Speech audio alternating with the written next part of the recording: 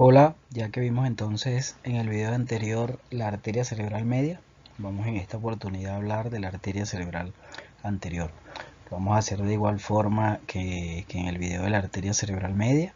Vamos a describir primeramente todos los segmentos. Sabemos que la arteria cerebral anterior se divide en dos porciones, a grosso modo, y esto va a depender de la arteria o del complejo comunicante anterior que lo va a dividir. Una porción proximal de la arteria cerebral anterior, que vendría siendo la arteria precomunicante, y una porción distal al complejo comunicante anterior, que vendría siendo la porción postcomunicante. La porción precomunicante de la arteria cerebral anterior es lo que conocemos como el segmento A1, o es lo que corresponde al segmento A1, que es el segmento denominado justamente de esa forma, segmento precomunicante. El segmento postcomunicante lo podemos dividir en un segmento A2 o infracalloso o subcalloso, un segmento A3 cuando se encuentra por delante del cuerpo calloso, que es el denominado precalloso, un segmento A4 superocalloso y el segmento A5 posterocalloso. De igual forma, como lo hicimos en el video anterior, vamos a ir a medida que avanzamos en la charla describiendo cada uno de estos segmentos, las arterias que se generan de la arteria cerebral anterior y las ramas perforantes, que también vamos a ver que existen ramas perforantes provenientes de la arteria cerebral anterior. Comenzamos de igual forma con este preparado anatómico. Sabemos o habíamos dicho que este preparado anatómico nos permite entonces identificar, en el caso del video anterior, el origen o la ubicación precisa de la arteria cerebral media, que también nos sirve entonces para ubicar de forma bastante precisa la arteria cerebral anterior. Vemos que la arteria cerebral anterior tiene un menor calibre que la arteria cerebral media, que también corresponde entonces a una de las ramas terminales de la arteria carótida interna. La arteria cerebral anterior entonces la vamos a encontrar lateral al quiasma óptico o lateral a los nervios ópticos, como en algunas ocasiones también pudiese estar. La vamos a encontrar en la porción medial o más medial del valle silviano, y lo vamos a encontrar por detrás de la sustancia perforada anterior, que vemos que no se observa en este preparado anatómico.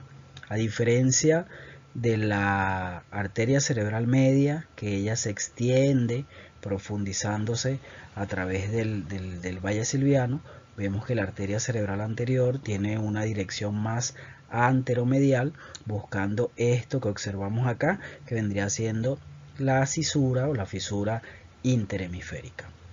En este caso, la arteria cerebral anterior va a tener esta dirección anteromedial, pasando por encima del quiasma óptico o del nervio óptico, como en otros casos de algunos hemisferios cerebrales, y por detrás o posterior a lo que es la estría olfatoria medial, buscando entonces la fisura interhemisférica anterior en este caso, para antes unirse a la cerebral anterior contralateral a través de un complejo de arteria que no lo observamos acá, pero que sería la arteria comunicante anterior. Una vez entonces que lo vamos a ver en otra gráfica, que la arteria cerebral anterior, en otro preparado anatómico quise decir, que la arteria cerebral anterior entra a la fisura interhemisférica, va a bordear lo que es el cuerpo calloso a través o entrando en lo que es la cisterna pericallosa, para completar todos los segmentos que mencioné en la lámina pasada. Lo que quiero mostrar en este preparado anatómico, primero es cómo existe la comunicación del segmento precomunicante, en este caso sería A1 de este lado y el A1 contralateral, cómo se unen a través de esto, que vendría siendo el complejo de la arteria comunicante anterior. Posteriormente entran a la fisura interhemisférica para dar el recorrido que ya mencioné. Otro aspecto importante a observar en estos preparados anatómicos, primero es esto. La lámina terminalis es una estructura bastante importante para determinar el sitio donde las arterias cerebrales anteriores se unen a las comunicantes anteriores contralaterales y es que comienzan a ascender para buscar la fisura, en este caso hacia acá, interhemisférica. Entonces la lámina terminalis vendría siendo el sitio anatómico donde ellas comienzan a ascender y en sentido anterosuperior para buscar la fisura interhemisférica, como lo vemos acá. Otro aspecto importante que podemos mencionar también acá en estos preparados anatómicos es que no siempre entran a la fisura interhemisférica de forma simétrica. Si vemos esta arteria comunicante, arteria cerebral anterior entra un poco más superior que la arteria cerebral anterior contralateral, y eso en la mayoría de los casos es así como sucede. Una vez entonces que entran a la fisura interhemisférica, podemos describirlo acá en estos preparados anatómicos bastante bien. Ella comienza a dar sus segmentos post comunicante, que vendría siendo desde el A2 hasta el A5. Primero vamos a tener una arteria cerebral anterior que va a estar por debajo de esto, que vendría siendo el cuerpo calloso. Posteriormente se va a ubicar por delante de esto, que vendría siendo la rodilla del cuerpo calloso, y posteriormente va a estar por encima, que es la porción superocallosa, a convertirse en la porción posteriormente posterocallosa, que lo observamos acá, que se va a adentrar a través o bordear el cuerpo calloso en lo que es la cisterna pericallosa. Una vez que ella da estas ramas, que la vamos a mencionar más adelante también, se continúa. No lo observamos acá, capaz lo observamos un poquito mejor en este lado de este preparado anatómico. Se continúa como una rama única bastante tortuosa que va a rodear el esplenio del cuerpo calloso y va a terminar en lo que es el plexo coroideo del techo del tercer ventrículo.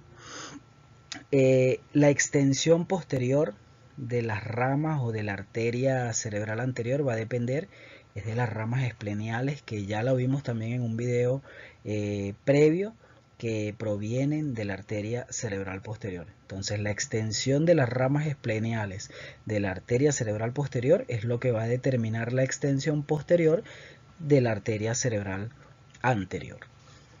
El resto, como lo observamos acá, entonces vendrían siendo los segmentos que acabo de mencionar. Un segmento postcomunicante, que es el segmento, todo esto que observamos acá. Primero tenemos un segmento por debajo del pico o el rostrum, que es esta estructura que tenemos aquí del cuerpo calloso. Ya esto sería la lámina terminalis, que es lo que había mencionado en la lámina pasada, que es donde ya empiezan a ascender y a ubicar un sentido anterosuperior para adentrarse en lo que es la fisura interhemisférica. Posteriormente lo vamos a tener por delante del cuerpo calloso o de la rodilla del cuerpo calloso, que vendría siendo la porción precallosa o esta denominada como porción A3. Posteriormente tendríamos la porción superocallosa, que es esta porción que estaría por encima del cuerpo calloso, y ya la porción posterocallosa para dirigirse, como lo comenté, rodeando el esplenio del cuerpo calloso y llegar a lo que es el plexo coroideo del techo del tercer ventrículo. Si observamos la arteria o el segmento de la arteria cerebral anterior A4 y A5, es un segmento que, si se quiere, es continuo. Todos los segmentos son continuos en realidad. Sin embargo, esto no tenemos ninguna estructura, por lo menos no en evidencia acá, que me pueda definir cuál es el segmento A4 y cuál es el segmento A5. Se toma como un punto posterior a la sutura coronal, que estaría más o menos a este nivel, un punto posterior a este, donde tendríamos por delante de ese punto el segmento A4. Obviamente, si lo encontramos en la porción superior del cuerpo calloso, o sea, en la cisterna de callosa, o posterior a este, que sería el segmento A5. Esto es lo que definiría cuál es el segmento A5 y cuál es el segmento A4 si hablamos desde alguna referencia anatómica. Otra terminología que tenemos que considerar al hablar de la arteria cerebral anterior es el término arteria pericallosa, que es, en este caso, resulta mejor denominar arteria pericallosa, como se menciona en el libro de Roton, que es todos los segmentos distales a la arteria comunicante anterior. Es decir, todo el segmento de la arteria cerebral anterior distal a la arteria comunicante anterior o el complejo de la arteria comunicante anterior es el denominado arteria pericallosa. Otras literaturas también tienden a denominar a la arteria pericallosa cuando se genera la división o la bifurcación en esta arteria, que es la arteria calloso marginal, que es una arteria que se ubica en relación a esta pericallosa más anterior, buscando muchas veces esto que es el surco del cíngulo, que si se quiere lo vimos también en otro video, todos los surcos y circunvoluciones de la cara medial de los hemisferios cerebrales. Esta arteria calloso marginal, para unos autores definiría entonces el origen de esta, que vendría siendo la arteria pericallosa. Sin embargo, la arteria calloso marginal, desde el punto de vista de su origen en el tronco principal de la arteria cerebral anterior, es muy variado. Puede ser inclusive muy proximal a la arteria comunicante anterior o puede ser bastante distal. Generalmente la arteria, y no es este caso, la vemos que la calloso marginal surge de A3, es decir, de la porción precallosa. Puede surgir también de A4, por lo tanto es un poco inconstante tomar este punto de origen de la arteria calloso marginal para definir entonces cuál sería la arteria pericallosa. Me parece mucho mejor como lo define Roton en su libro, denominando a la arteria pericallosa a todo el segmento de la arteria comunicante anterior que va desde la arteria del complejo comunicante anterior hasta la porción A5, es decir, los segmentos A2, A3, A4 y A5 lo vamos a denominar como arteria pericallosa. Volvemos nuevamente a este preparado anatómico y esta vez para comenzar a hablar de las arterias perforantes. Una de las primeras arterias perforantes es una arteria con una trayectoria bastante especial. Es la arteria denominada arteria recurrente de Höfner. Esta arteria recurrente de Höfner, de las arterias perforantes de la arteria cerebral anterior, es la que tiene, vuelvo y repito, un recorrido bastante especial. Esta arteria generalmente, o lo más común, es que se genere de la porción proximal de A2 o que se genere de la porción distal de A1 o que se genere en la unión de A1 y A2, es decir, a nivel de la comunicante anterior, pero en lo que es la porción lateral a esta, como lo observamos en este lado de este preparado anatómico. Esta arteria recurrente, justamente como su nombre lo menciona, tiene un trayecto recurrente. Primero, una vez desde que emerge de su sitio de origen, va a tener una dirección lateral y posterior, es decir, va a tener una dirección posterolateral desde su origen, buscando hacia lo que es la porción medial del valle silviano. En este caso, esta arteria recurrente de Höfner va a pasar por encima de lo que es el origen de la cerebral anterior, de la bifurcación carotidia puede pasar para posteriormente entonces volver a tener una dirección antero medial para buscar la sustancia perforada anterior.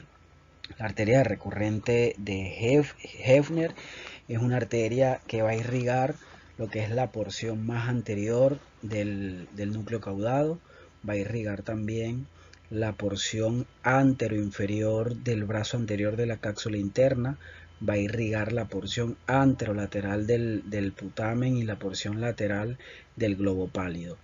Esta arteria recurrente de Höfner es una de las principales arterias perforantes.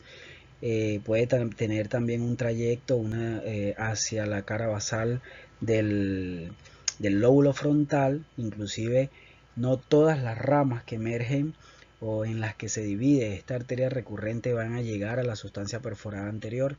Se menciona que una de estas ramas también pueden ir hacia la porción medial del valle silviano, pueden ir inclusive hacia la porción basal del lóbulo frontal.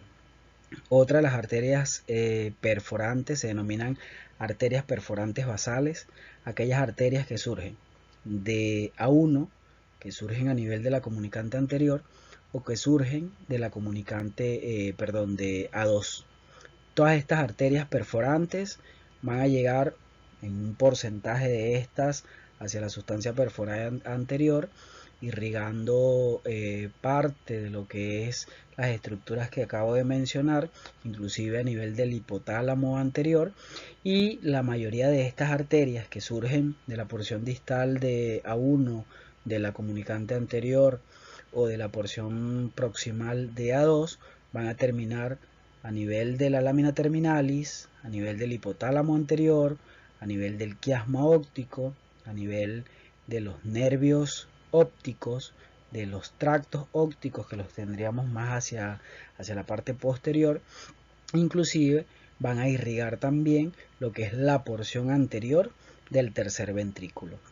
Existe una salvedad que hay que considerar también, y es la emergencia de esta arteria, que es un tronco arterial más grueso que el resto de las arterias perforantes, como lo observamos en este preparado anatómico, y es la denominada arteria precallosa. La arteria precallosa forma parte de las ramas perforantes basales que va a surgir entre la comunicante anterior y los segmentos proximales de A2, y que va a tornar un trayecto o una dirección vertical por arriba o por delante de lo que es la lámina terminalis, ascendiendo, buscando lo que es el genu o la rodilla del cuerpo calloso. Cuando existe esta rama o este tronco que es bastante más grueso que el resto de las perforantes, de él van a emerger entonces las perforantes que van a ir a todas las áreas que yo acabo de mencionar. En este caso, vuelvo y repito, cuando existe este tronco un poco más grueso que el resto de las perforantes, es la denominada arteria precallosa, y es de ahí donde van a nacer entonces el resto de las perforantes. Vemos acá entonces la arteria precallosa, en este preparado anatómico también la observamos, y en este también observamos una arteria precallosa. Otro aspecto a considerar son las ramas que irrigan el cuerpo calloso. Las ramas que irrigan el cuerpo calloso generalmente surgen de la arteria pericallosa, es decir, del segmento A2, A3, A4 y A5.